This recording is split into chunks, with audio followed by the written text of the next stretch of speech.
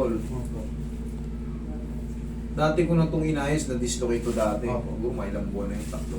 Ngayon, kailan ka na dali? May linggo lang po. Linggo. Eh, Martes pa lang ngayon eh. 2 araw. Opo. May tumunog sa kanya. May tumunog. Ano bang ginawa sa'yo? Nagkabanggaan? Rebound. Rebound? Kaliweti ka ba? Hindi naman po. Oh, nandiyan ka naman. Yung rebound pa ganito. Takot po. Dinakot mo nung gano'n. Tapos, Pagbagsak niya. Pagbagsak mo? May tumunog doon sa kanya. May tumulog po. Bigla naman tinawakan.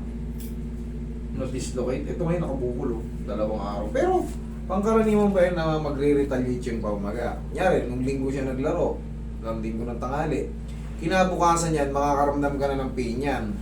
Siyempre, yung susunod na araw, unti-unti nang bumubukol yan. Mamamaga talaga. Normal lang yan. Ang checkin natin dito kung nakashoot ba ng maayos. Kasi, wala ka naman nakabanggaan. Sarili mo lang. Okay. Tandaan nyo, pag hindi nakashoot ng maayos yung head humerus nyo, hindi umaangat.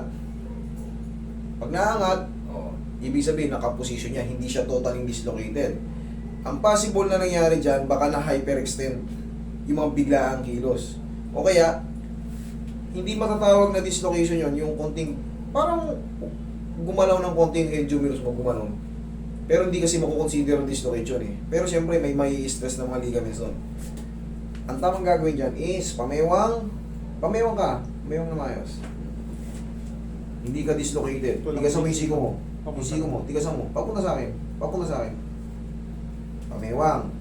Pamewang ka lang. Isiko lang. Tigasan mo yung siko. Yung siko mo, papunta sa akin. Sige po, sige, tigasan mo. Bang! Sa pool. Yan ka lang.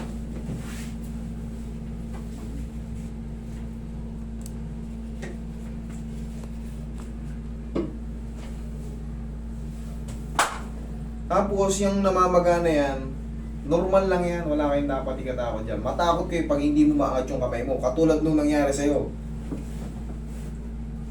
Kunting ganun. Yun ang dislocated, pero ito hindi ito dislocated. Yung namamaganin, normal pa yan. Hanggang 1 linggo. Pero pag kayo ay 1 linggo na, ganyan pa rin, ganyan, palaki ng palaki, naku po. Ipasuri nyo na. Pero kung 2 araw, 3 araw, 4 araw, 5 araw, wala pa yan. Pero siyempre, huwag nyo pabayaan.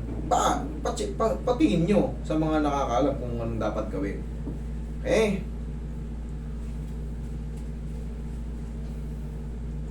Tandaan nyo ha, ito. Matututunan, meron makakuha kayo ng tips eh. Pag dislocated yan, hindi nyo may ganyan yan. Hindi nyo may gaganyan yan. Tandaan yan, kasi lulubog yung head humerus dito. Kakalso yun sa kinikini nyo.